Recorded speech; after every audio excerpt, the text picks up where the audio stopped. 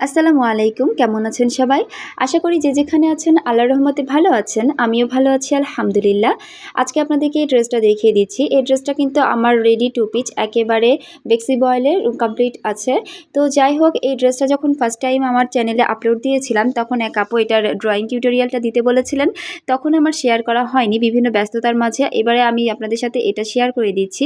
তো প্রথমে দেখুন, আমি এই কাগজটাতে আর্ট করে নিয়েছি আমার ফুলগুলো কতটা বড় হবে বা ছোট হবে, অ্যাকুরেট মাপে সবগুলো ফুল আমি আর্ট করে নিয়েছি। এখানে আমি একটা খাপের সাহায্য নিয়েছিলাম ফুলগুলো সমান করার জন্য।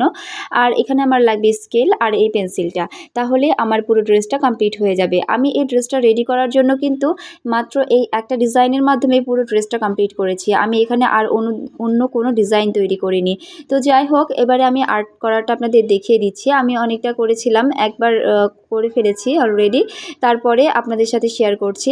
দেখুন, এই ড্রেসটা যেহেতু আমি আর্ট করি না, আমি হাতে আর্ট করে সব ড্রেস করি তা না, আমি কিন্তু ট্রেসিং পেপারের মাধ্যমে আর্টগুলো ছাপিয়ে থাকি। তো এই ড্রেসটা যেহেতু আমার ট্রেসিং পেপার রেডি করা ছিল না আর আমার অর্ডার চলে এসেছিলো, সেই জন্য ভাবলাম আজকে হাতের সাহায্যেই এই ডিজাইনটা আঁকিয়ে ফেলবো। তো সেই জন্যই আমি এই সোজা স্কেলগুলো নিয়েছি। স্কেল দিয়ে আমার সোজা সোজা দাগগুলো দিতে সুবিধা হবে। প্রথমে হাত দিয়ে আঁকাতে মানে সোজা করতে যেয়ে একটু বাঁকা হয়ে গিয়েছে, এই জন্য আমি স্কেলের সাহায্যে পরবর্তীতে এই ডিজাইনগুলো আর্ট করেছি। তো যাই হোক, ভেতরে যে ফুলের ডিজাইনটা দেখালাম লতাটা, এটা বারবার রিপিট করলেই আপনার ড্রেসটা কমপ্লিটলি ডিজাইন হয়ে যাবে। আর এবারে আমি এই দুইটা বর্ডার লাইনের মাঝে ডলারের একটা করে গোল গোল করে দিচ্ছি। এটা ডলার দিতে পারেন, ভরাট সেলাই দিতে পারেন, আপনার ইচ্ছা। এখানে আপনি যে কোনো ডিজাইন ইউজ করতে পারেন। আমি যেহেতু গোল গোল করে সুজনি সেলাই দিয়েছিলাম সেহেতু আমি এইভাবে আঁকিয়ে নিচ্ছি। আপনারা চাইলে ফুলও দিতে পারেন বা অন্য কিছু।